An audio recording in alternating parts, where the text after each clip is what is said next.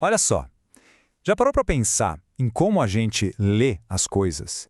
Em como às vezes a gente tenta julgar um poema como se ele fosse, sei lá, um tratado de filosofia? Parece meio estranho, né? Mas é um erro muito mais comum do que se imagina.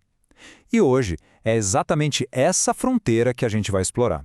A diferença fundamental entre aquele momento que um poeta captura e a busca, que parece não ter fim, de um filósofo. É uma distinção que, nossa, muda completamente o jeito de ler o mundo. E o ponto de partida da nossa análise é essa afirmação aí, que é no mínimo curiosa.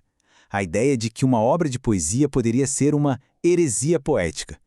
Mas, peraí, heresia? Num poema? A palavra soa meio fora do lugar, não acha? Heresia é uma coisa do mundo da teologia, das doutrinas, daquelas verdades que se afirmam ou se negam. O que isso tem a ver com poesia, afinal? E aqui a gente chega no centro do nosso quebra-cabeça. Um poema pode de fato ser herético? Ou será que o erro está na nossa leitura? Sabe, em tentar jogar um jogo com as regras de outro? Para a gente conseguir responder essa pergunta primeiro, a gente precisa entender um erro de leitura que é muito, mas muito comum. É um hábito que, segundo a nossa fonte de análise, muitos de nós temos sem nem perceber. O erro fundamental é esse aqui. A gente tenta analisar a poesia usando as ferramentas da filosofia. A gente fica buscando coerência lógica, verdades definitivas, onde o objetivo é completamente outro. É a mesma coisa que tentar medir um sentimento com uma régua. As ferramentas simplesmente não são compatíveis. Tá, então se a filosofia é a ferramenta errada, qual é a certa? Para entender isso, a gente precisa mergulhar de cabeça na verdadeira natureza da poesia lírica. O que ela busca capturar de verdade? A chave está toda aqui. A poesia lírica quer fixar um momento, um estado de espírito específico, passageiro. Ela não está tentando fazer uma declaração de fé para a eternidade. É bom pensar nela como uma fotografia de um sentimento, e não como um tratado filosófico. E a consequência disso é radical. As crenças pessoais do poeta, a filosofia de vida dele, nada disso importa para aquele poema específico. A obra não é um resumo da alma do autor, ela é o retrato de um único instante que ele viveu ou talvez só imaginou. O próprio autor que a gente está analisando, Olavo de Carvalho, confirma isso com um exemplo bem pessoal. Ele diz que os sonetos dele transmitem um estado de espírito horrível, mas que eles de forma alguma expressam opiniões que ele realmente tenha. A missão do poeta, segundo ele, era só uma: ser fiel àquele sentimento sombrio no momento em que ele estava criando.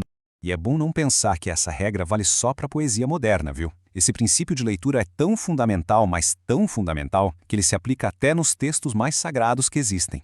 Vamos pegar um exemplo fortíssimo: o grito de Cristo na cruz. Pai, por que me abandonaste? Se a gente lê isso como uma declaração teológica, pronto, cria-se um paradoxo teológico gigantesco. Mas, e se for lido como poesia lírica, como a expressão máxima da dor, do abandono naquele instante? Aí faz todo o sentido. É a captura de um sentimento, não uma tese final sobre Deus. O mesmíssimo princípio vale para o lamento de Jó. Aqueles protestos dele contra o sofrimento não são uma negação da justiça divina. São, na verdade, a expressão honesta e brutal da sua dor naquele momento. É a experiência humana na sua forma mais crua, fixada em palavras. Certo, então a gente entendeu o lado da poesia. Ela captura o momento. Agora, vamos virar a moeda e olhar para a filosofia, que, nossa, opera de um jeito radicalmente diferente. O contraste aqui é gritante. Enquanto a poesia busca criar uma obra finalizada, um objeto estático, a filosofia está num processo contínuo para tentar apreender a verdade. O poema tem um ponto final.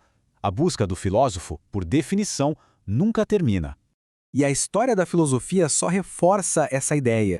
Sócrates não escreveu uma linha. Platão guardava os ensinamentos mais importantes dele para discussões orais. E boa parte do que a gente lê de gigantes como Hegel e Husserl são, na verdade, transcrições de aulas. O texto escrito muitas vezes é um artefato secundário, um registro parcial de um processo de pensamento que está vivo, em movimento. E isso nos leva a essa distinção fundamental que está resumida aqui nessa frase. A finalidade da filosofia não é produzir obras. Quem produz obras é a literatura. A filosofia pode até gerar livros, claro, mas eles são registros de uma jornada, e não o destino final. Então, como é que a gente amarra tudo isso? A distinção crucial, o coração de toda essa análise, se resume a duas palavras: obra contra processo. Se for para guardar uma única ideia de tudo isso que a gente conversou, que seja esta: Entender essa diferença é a chave para nunca mais cometer aquele erro de leitura que a gente falou lá no comecinho. A literatura cria obras. Elas são objetos finalizados, completos, imutáveis. Uma vez que o autor coloca o ponto final, o poema, o romance, ele está pronto. Ele existe ali como uma forma fechada. Já a filosofia, a filosofia é um processo. Uma meditação que nunca se conclui, que dura a vida inteira. O filósofo sempre volta para os mesmos problemas, e os seus escritos não são o ponto de chegada, mas sim mapas de uma etapa da jornada. E isso deixa a gente com uma pergunta final que é bem intrigante. Se o objetivo do filósofo não é criar um livro, o que são, afinal, essas obras que a gente lê há séculos? Talvez a resposta seja que eles não são pontos finais. São, na verdade, portas de entrada, convites para um diálogo que, por sua própria natureza, jamais terá fim.